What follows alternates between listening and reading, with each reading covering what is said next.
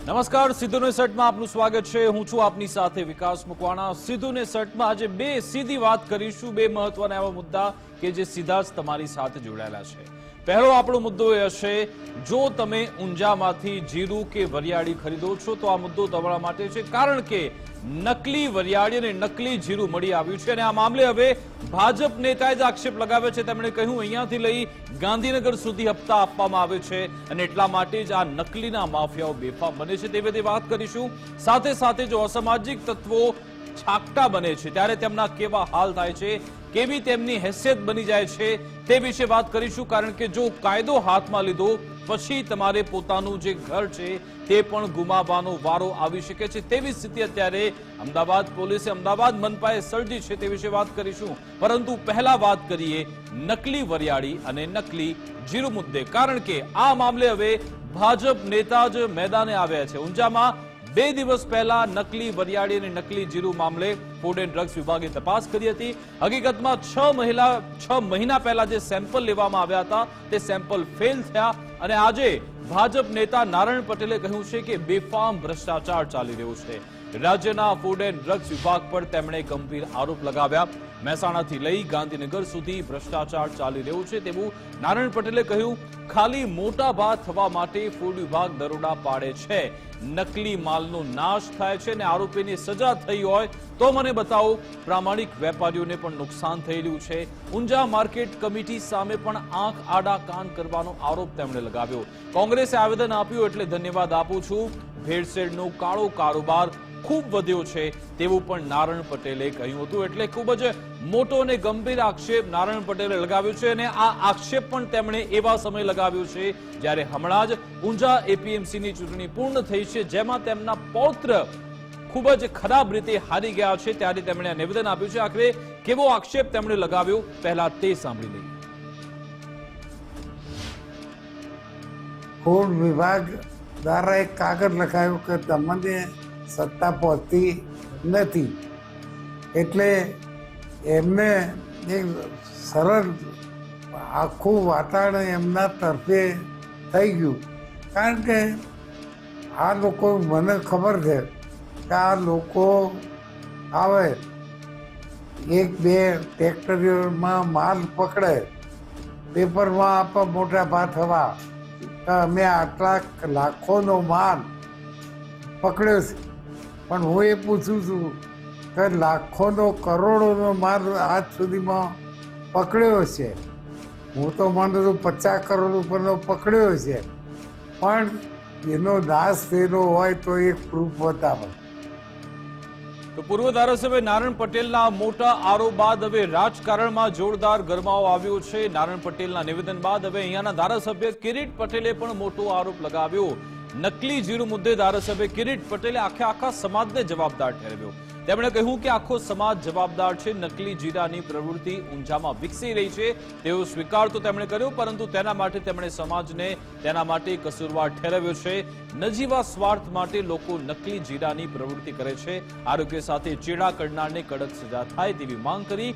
અગાઉ પણ નારાયણ પટેલે ગંભીર આરોપ લગાવ્યા છે, ફૂડ એન્ડ ડ્રગ્સ વિભાગ પર ગંભીર આરોપ લગાવ્યા હતા તેવું કહેવામાં આવ્યું। કિરીટ પટેલે આખરે કઈ રીતે નિવેદન આપ્યું, શું કહ્યું તેમણે, તે સાંભળી લઈએ। નકલી જીરાની જે પ્રવૃત્તિ વિકસી રહી છે એના માટે જોઈએ તો આમ સમગ્ર રીતે આખો સમાજ જવાબદાર છે।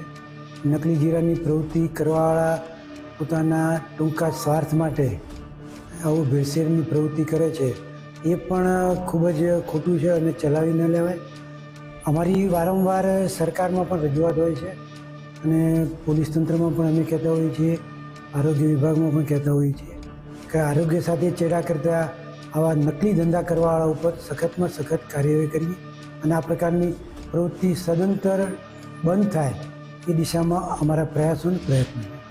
તો આજ અંગે વધુ વાતચીત કરીશું। ન્યૂઝરૂમથી અમારી સાથે ધર્મેશ જોડાઈ ગયા છે। ધર્મેશ, પહેલા આપણે નારાયણ કાકાના નિવેદન પર ચર્ચા કરીએ, કારણ કે આમ તો ઘણા સમયથી આ નકલી જીરું, નકલી વરિયાળી મળી આવે છે અને હવે જેને નારાયણ કાકા કહી રહ્યા છે કે ભાઈ મહેસાણાથી ગાંધીનગર સુધી હપ્તા રાત ચાલે છે, મોટા ભાગ થવા માટે આ રીતે થોડી કાર્યવાહી થાય છે અને પછી બધું જ શાંત થઈ જાય છે। ખૂબ જ ગંભીર આક્ષેપ લગાવવામાં આવ્યો છે, પરંતુ જે ટાઈમિંગ આપણે જોઈએ તે કોઈ સંયોગ ન કહી શકાય, કારણ કે હમણાં જ ઊંઝા એપીએમસી ચૂંટણીના પરિણામ આવ્યા અને તેમાં નારાયણ પટેલના પૌત્રની ખૂબ જ ખરાબ હાર થઈ છે. શું તેને સાંકળીને આપણે જોઈ શકીએ કે બીજી ખરા અર્થમાં તે લોકોના આરોગ્ય માટે ચિંતા વ્યક્ત કરી રહ્યા છે? વિકાસ, જો સાવ તટસ્થતાથી વાત કરું, સાવ તટસ્થતાથી, તો એક સમયે પૂર્વ મંત્રી અને પૂર્વ ધારાસભ્ય નારાયણભાઈ પટેલ પણ ઊંઝા એપીએમસીના ચેરમેન હતા. ત્યારે પણ નકલી જીરું વરિયાળીના કેસ થયેલા છે. બરાબર, આ વસ્તુ પણ એ સમયથી ચાલે છે ને મીડિયાની હેડલાઇન બન્યાના દાખલા પણ વર્ષોથી સતત આવતા રહે છે. હવે બન્યું છે એવું કે માર્કેટ યાર્ડની ચૂંટણી પૂર્ણ થઈ અને યોગાનુયોગે તે બોલ્યા છે, એની પાછળ સીધી જ ગાંધીનગર ઉપર નિશાન તાક્યું એવું દેખાય છે. કારણ કે નારાયણ કાકા એટલે આખી સરકાર છે, આખી નારાયણ કાકા આપણી સાથે જોડાયા છે. નારાયણ કાકા, ગુજરાત ફર્સ્ટમાં આપનું સ્વાગત છે. નારાયણ કાકા, આપે જે આક્ષેપ કર્યો છે કે જીરું, નકલી જીરું, શું કહેશો? નકલી જીરું માટે કુખ્યાત થઈ ગયું છે ઊંઝા અને સરકારમાંથી કોઈ પગલાં નથી લેવાતા, શું કહેશો?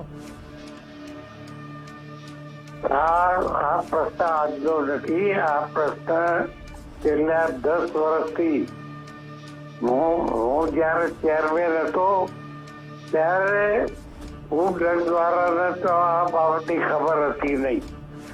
મેં સખતાથી કામ લેતો હતો.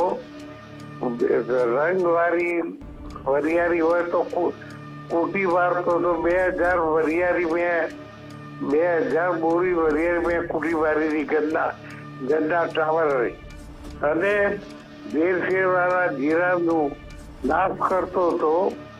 પણ કોઈ બુદ્ધિશાળી વ્યક્તિએ કીધું આ તો માર્કેટના કક્ષામાં આવતું નથી, 10 ફૂટમાં આવે. અને એને પછી કાગળ લખાયો કે તમે આ સત્તાનો દુરુપયોગ કરો છો.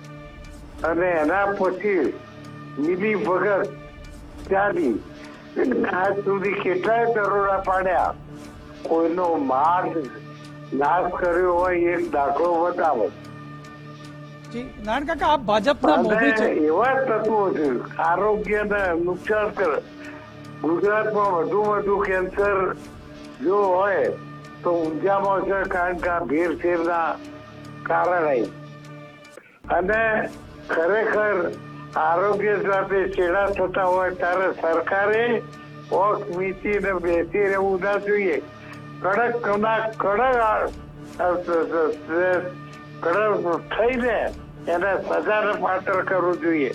કોઈ નમૂનો લીધો, ફેલ થયો, કોઈ જાણ્યું ખરું, નમૂનો મોકલ્યો કે ના મોકલ્યો એ કોઈ ખબર પડી? મિલી ભગત વ્યવહારથી આ બધું આજ સુધી ચાલે ગયું છે. પણ હું તો ધન્યવાદ આપું છું, કોંગ્રેસનું અસ્તિત્વ નથી, પણ 2-4 છોકરોએ કોંગ્રેસના લેટર પેડ ઉપર લેક્ચરને આપ્યું કે આ ભેળસેળની પ્રવૃત્તિ દૂર કરો. કાકા વચ્ચે હું રોકીશ આપને. જેટલા કેસ થયા કોઈને સજા થઈ કરી,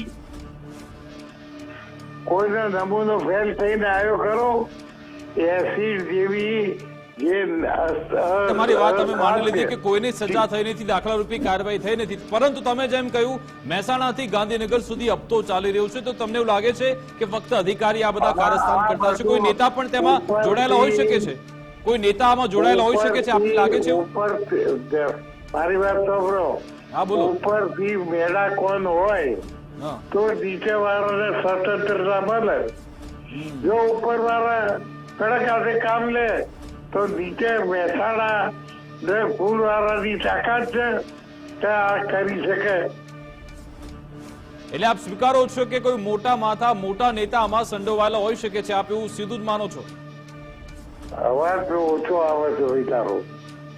નારાયણ કાકા, આપ સીધું જ માની રહ્યા છો કે આખું રેકેટ ચાલી રહ્યું છે તેમાં મોટા નેતાઓ, મોટા માથાના પણ નામ આવી શકે છે આખા કારસ્તાનમાં? આમાં નેતાઓ બેતાઓ નહીં હોય, આમાં અધિકારીઓ, ફક્ત અધિકારીઓ. અચ્છા, આ અધિકારીઓના હાથની વાત છે.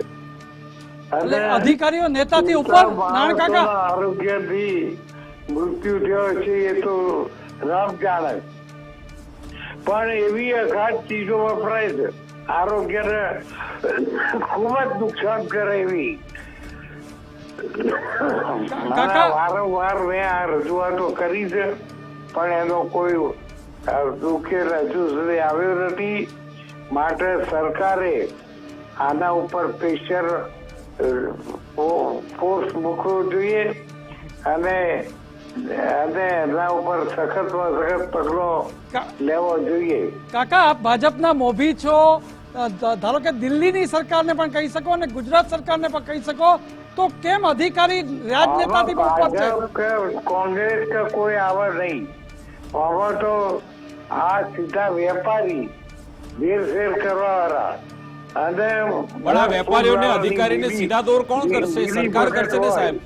આ વેપારી અધિકારીઓને સીધા દોર કોણે કરવાનું કામ છે? એ લોકો જાતે તો નહીં કરી લે, સરકારે જ કરવું પડશે. તો સરકાર સામે અવાજ ઉઠાવવો પડશે. આપ તો મોભી છો. સજાગ થવું જોઈએ અને આ પ્રવૃત્તિ અટકાવવી જોઈએ. અચ્છા નારાયણ કાકા, છેલ્લો સવાલ. હમણાં જ આ એપીએમસી ના પરિણામ પૂર્ણ થયા છે, જેમાં આપના પૌત્રની હાર થઈ ગઈ.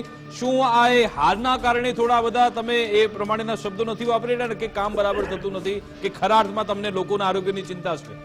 એમાં દિનેશભાઈ ચાલુ ચેરમેનની જે અપક્ષ ઉભા કર્યા હતા એમાં એમને ભાજપના 5 સભ્યોને વોટ આપવા નૈતિકતાથી આપવા જોઈએ, પાર્ટીના આદેશ મુજબ આપવા જોઈએ.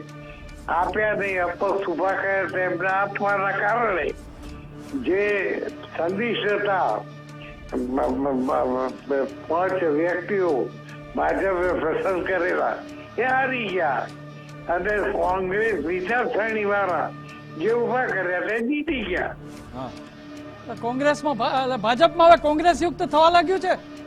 વિચારસરણી એમની કોંગ્રેસની છે, ભાજપના જિંદગીમાં સભ્ય બનેલા નથી.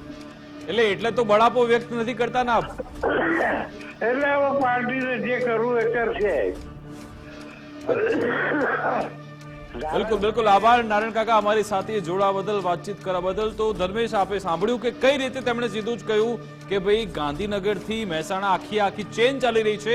તેમણે ભલે સીધી રીતે ના કહ્યું, પરંતુ આમાં તેમણે એક સંકેત આપી દીધો કે ઉપરવાળા જો ધારે ને તો જ નીચેવાળા આ બધું કામગીરી તે કરી શકે. એટલે સીધી રીતે તેમણે સીધો જ અહીંયા ગાંધીનગર પર આક્ષેપ લગાવ્યો છે. પરંતુ હવે કિરીટ પટેલની વાત કરી છે ધર્મેશભાઈ. કિરીટ પટેલે એવું કહ્યું કે આ તો આમાં આખા સમાજની બેદરકારી છે. સમાજ આમાં ક્યાંથી આવ્યો? આમાં વહીવટી તંત્ર, અધિકારીઓ અને સરકાર, મંત્રીઓ તે બધા જવાબદાર હોવા જોઈએ કે પછી સમાજ જવાબદાર છે? વિકાસ, નારાયણ કાકા હોય કે કિરીટ પટેલ હોય, નિશાને તો હમણાં માર્કેટ યાર્ડની ચૂંટણી જ છે. કારણ કે તાજેતરમાં જે પછડાટ લાગી છે, અને પછડાટ એટલે ગેમ, રાજકીય ગેમ. અને ઉત્તર ગુજરાતના રાજકારણમાં મહેસાણાનું સહકારી રાજકારણ એવું છે કે જે આંતરિક, જેને કહી શકાય કે ગેમ રમાઈ છે, અને ગેમમાં બંને જણનો જે પરાજય થયો છે એને કારણે હવે જે આ હપ્તાવાળી વાત છે એમાં એપીએમસી પણ કદાચ કમિટી પણ આંતરિક રીતે એમાં સંડોવાયેલી હોય, એ પડકાર જાહેરમાં ન કહી શકે. એટલે આખું જ આરોગ્યની ચિંતા કરી અને બંને જણાએ કીધું કે સમાજ જવાબદાર છે. આ જે જીરું મહેસાણામાં અને ઊંઝામાં કેન્સરના દર્દીઓ હતું છે, પણ તમારું ઊંઝાનું જીરું તો આખું ગુજરાત આવે લઈ જાય છે. માણસ અંબાજી દર્શન કરવા જાય તો ઊંઝા ગંજ બજારમાં જઈને જીરું લે છે.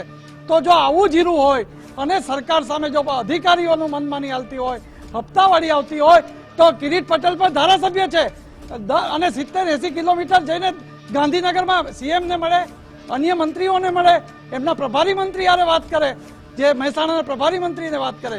માત્ર નિવેદન આપી દીધું કે આ રીતે રાજકીય અધિકારીનું રાજ ચાલે, હપ્તા રાજ છે, નમૂના માત્ર ફેલ જતા નથી, કાર્યવાહી થતી નથી. આ બંનેના શબ્દો સાચા છે, સમસ્યા પણ સાચી છે, પરંતુ રજૂઆતમાં ક્યાં કાચા પડે છે કે માત્ર નિવેદનથી વાત ચાલે છે. જવાબદાર કોણ એ તો પકડવા પડશે જ. બિલકુલ આભાર ધર્મેશ, અમારી સાથે જોડાવા બદલ, વાતચીત કરવા બદલ.